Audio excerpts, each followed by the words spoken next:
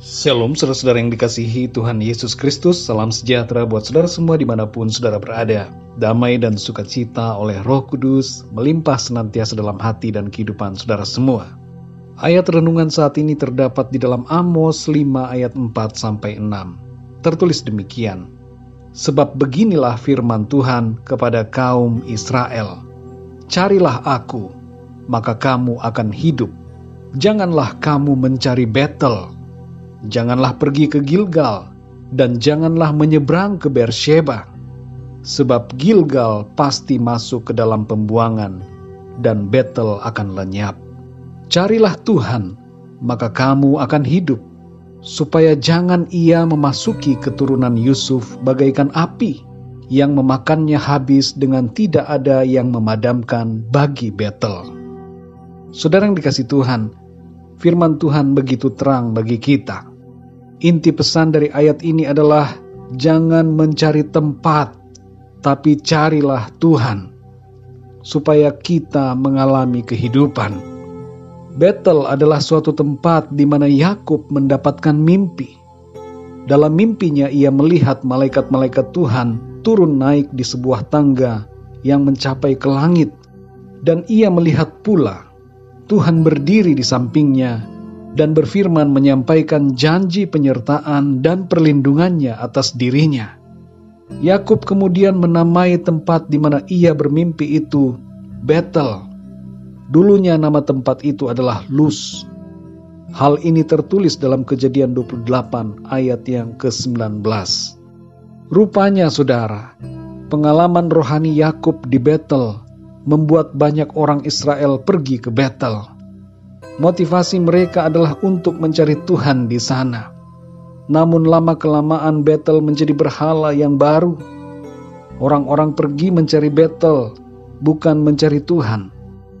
Mereka jatuh dalam dosa memberhalakan tempat.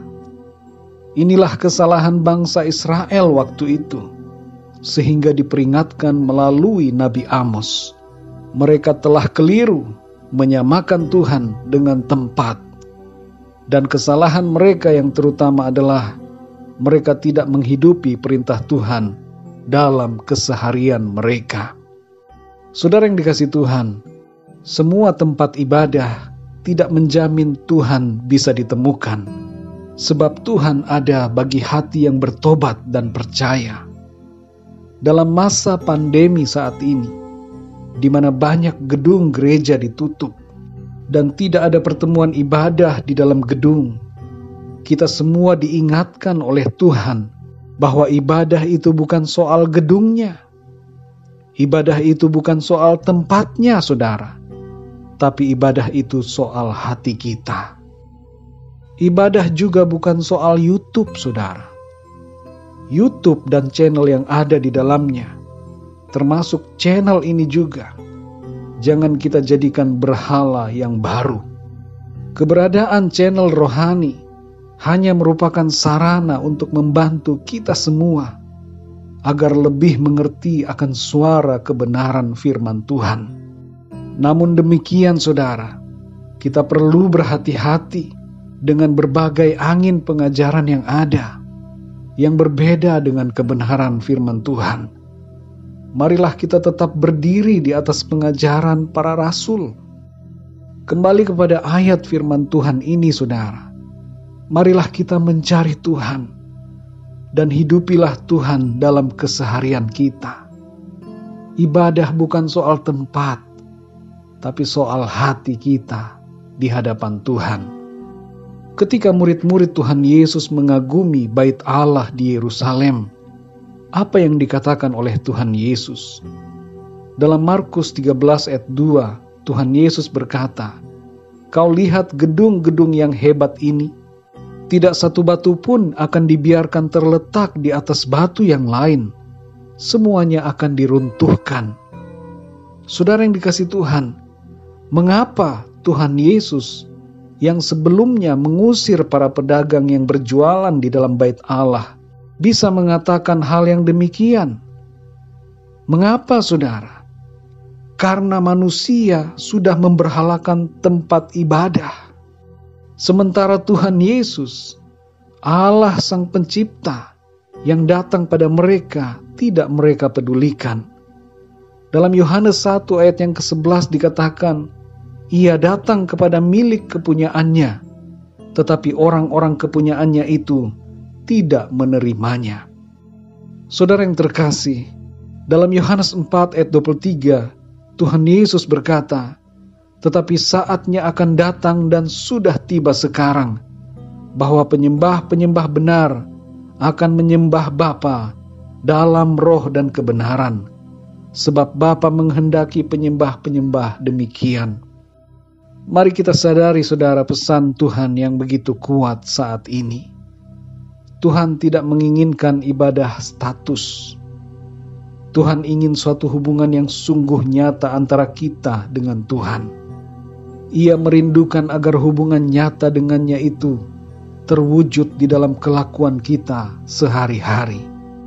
Beberapa hal yang menjadi pesan firman Tuhan dalam renungan hari ini adalah, yang pertama, carilah Tuhan, bukan tempat. Jangan kita batasi Tuhan dalam suatu tempat, gedung atau denominasi tertentu. Jangan berhalakan tempat atau gedung, tapi mari sungguh-sungguh kita mencari Tuhan di tempat di mana kita berada, sebab Tuhan ada bersama kita. Tuhan ada di dalam hati kita. Yang kedua, saudara, hidup kita sehari-hari adalah ibadah. Ibadah itu bukan hanya beberapa menit atau beberapa jam di suatu tempat, tapi ibadah adalah soal keseharian hidup kita yang berkenan kepada Tuhan. Persembahkanlah tubuh kita untuk melakukan kebenaran firman Tuhan setiap hari. Itu adalah ibadah kita yang sejati. Yang ketiga, saudara, percayalah dan sembahlah Tuhan Yesus, karena Dialah sesungguhnya Tuhan dan kunci kepada kehidupan. Firman Tuhan berkata, carilah Tuhan maka kamu akan hidup. Dan kehidupan itu kita temukan di dalam Tuhan Yesus. Dalam Yohanes 14 ayat yang ke-6, Tuhan Yesus berkata, Akulah jalan dan kebenaran dan hidup. Saudara yang dikasihi Tuhan, setiap orang yang percaya kepada Tuhan Yesus Kristus, firman Tuhan katakan, memiliki kehidupan yang kekal di dalam dirinya. Setiap orang yang percaya kepada Yesus Kristus tidak binasa, tetapi memperoleh kehidupan yang kekal di dalam kerajaan sorga. Mari saudara yang dikasihi Tuhan, bersyukurlah karena lewat situasi sekarang ini, semua orang dapat lebih mengenal Tuhan. Teknologi yang ada sekarang ini merupakan karya Tuhan agar semua orang dapat mengenalnya. Orang-orang yang tidak pernah ke gereja dapat mendengarkan firman Tuhan. Orang-orang yang tinggal di daerah-daerah di mana tidak ada gedung gereja dapat mendengar Injil Kristus. Dan orang-orang yang selama ini terkurung oleh aturan agamanya dan takut dikucilkan dapat mendengarkan di tempat mereka pribadi tentang kabar sukacita mengenai kasih Allah di dalam Tuhan Yesus Kristus. Haleluya saudara, betapa luar biasa Tuhan kita. Tuhan itu baik buat saudara dan saya. Tuhan baik buat kita semua. Kasih setianya kekal untuk selama-lamanya. Tuhan mau agar kita sungguh-sungguh mencari Dia. Firman Tuhan berkata bahwa kalau kita mencari Dia, maka Tuhan akan membuat dirinya ditemukan oleh kita. Mari kita berdoa saudara. Bapa kami di dalam surga, Bapa di dalam nama Tuhan Yesus Kristus, kami mengucap syukur ya Tuhan untuk hari ini. Hari yang baru, hari yang Tuhan jadikan buat kami. Setiap hari adalah hari yang baik.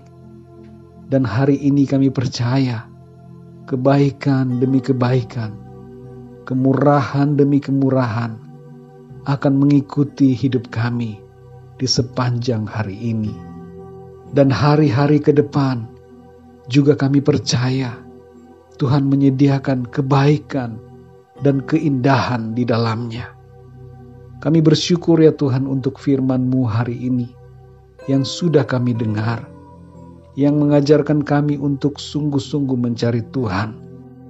Kami bersyukur untuk pengertian dan hikmat yang Tuhan berikan, dan peringatan yang Tuhan sampaikan, agar kami tidak memberhalakan suatu tempat tertentu. Seringkali kami tidak sadar bahwa kami telah memberhalakan suatu tempat dan menghubungkan diri-Mu dengan suatu tempat tertentu. Betapa terbatasnya dan kecilnya pemikiran dan pengetahuan kami. Engkau adalah Tuhan yang berkuasa atas seluruh bumi. Engkau berkuasa atas alam semesta ini. Engkau maha besar ya Tuhan.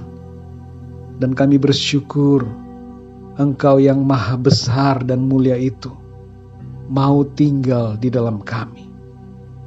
Terima kasih untuk Roh Kudus-Mu ya Tuhan, yang adalah Engkau sendiri yang ada di dalam kami.